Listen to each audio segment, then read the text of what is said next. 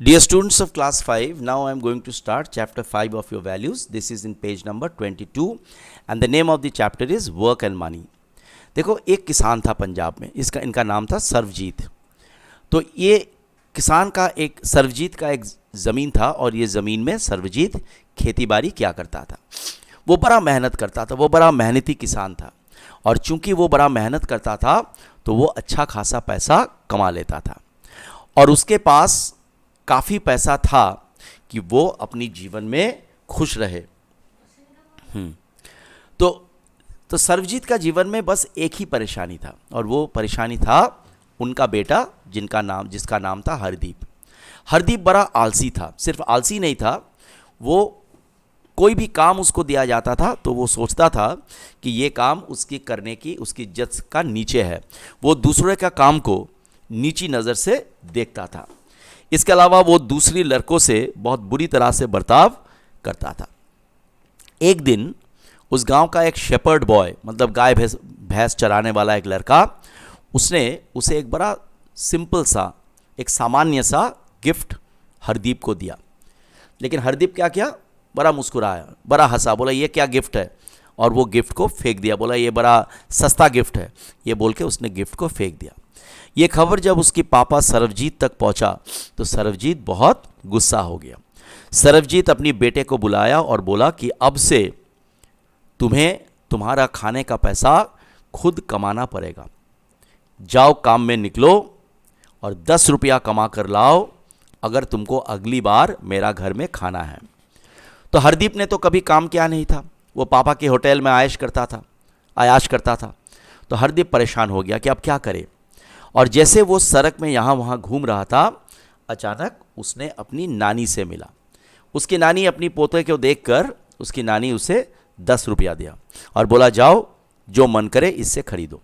तो हरदीप बड़ा खुश हो गया और ये पैसा लेकर अपनी पापा को दिया। लेकिन पापा बोला उसको फेंक दो, ज़रूरत नहीं है ये 10 रुपया की। तो हरदीप बड़ा चौंक गया कि बात क्या है, पापा क्यों नहीं 10 रुपया ले रहे हैं। खैर वो पापा की बात मान लिया और तो पापा बोला कि अब जाओ जाके कुछ कमा के लाओ। तो हरदीप दोबारा सड़क में निकल पड़ा और अब देखो सड़क में उसे एक दोस्त मिला। ये दोस्त जो है वो दोस्त हरदीप को देखकर बोला कि भाई ये 5 रुपया रखो, ये पैसा पिछले हफ्ता मैं तुमसे उधार लिया था, अब मैं ये पैसा तुम्हें लौटा रहा हूँ। तो हरदीप एक बार और दौड़े दौड़े अपनी पापा के पास गया और पापा को ये पैसा देना चाहा, लेकिन सर्वजीत फिर बोले कि फेंक दो इस पैसे को, ऐसा पैसा मुझे ज़रूरत नहीं है। तो हरदीप फिर पापा का बात मान लिया। तो सर्वजीत ने फिर अपनी बेटे को खाने का पैसा कमाने के लिए बाहर भेज दिया।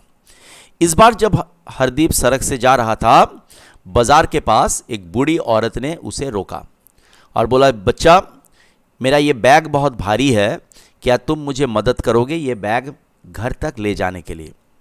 मैं बहुत थकी हुई हूँ और ये बैग बहुत भारी है। तो हरदीप वो भारी बैग उठा लिया और इस औरत के पीछे पीछे उसके घर तक गया।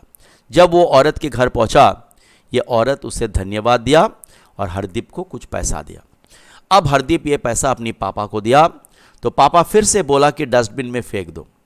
लेकिन इस बार हरदीप बोला कि पापा मैं क्यों फेंकूं, क्योंकि मैं मेहनत की कमाई से ये पैसा कमाया। मैंने ऐसा एक बूढ़ी औरत थी, उसकी बैग मैंने घर तक पहुंचा दिया, तब ये बूढ़ी औरत ने मुझे ये पैसा दिया।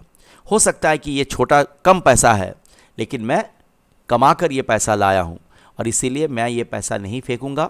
ये मेरा मेहनत का कमाई का पैसा है, ये पैसा मैं अपने पास रखना चाहता हूँ। अब सर्वजीत मुस्कुराया, बोला जाओ जाके डिनर खाओ, क्योंकि अब तुमको पता चला है पैसे का कीमत मूल्य क्या है। देखो वो जो गाय भैंस चराने वाला लड़का ने तुमको गिफ्ट दिया था, वो गिफ्ट बड़ा छोटा था, लेकिन वो छोटे गिफ्ट के लिए जो थोड़ा सा पैसा चाहिए था, वो पैसा भी वो कमा के ही जुटाया था। और कमा के जुटाए जाने हर पैसा, चाहे वो बड़ा रकम हो या छोटा रकम हो, बड़ा कीमती होता है। अब हरदीप अपना गलती समझा। हरदीप की आंखों में आंसू आ गया। हरदीप बोला कि पापा मैं अपनी गलती समझता हूँ। सारे तरह के जो काम है, सारे काम इम्पॉर्टेंट होते हैं और जो भी पैसा कोई मेहनत की कमाई करके, इज्जत का कमाई करके आदमी जो भी पैसा कमाए, वो पैसा ज़्यादा हो या कम हो, उसका एक अलग ही कीमत है, वो बहुत इम्पॉर्टेंट होता है। तो देखो इस कहानी से हम लोग क्या समझ सीखते हैं कि हम क्या काम करते हैं वो इम्पॉर्टेंट नहीं है, इम्पॉर्टेंट है कि हम ईमानदारी का काम करें और जो भी काम हम करें हम वो काम अच्छा से करें, यही जीवन में सबसे ज़्यादा इम्पॉर्टेंट होता है। Okay, so this is this lesson chapter 5। Thank you so much.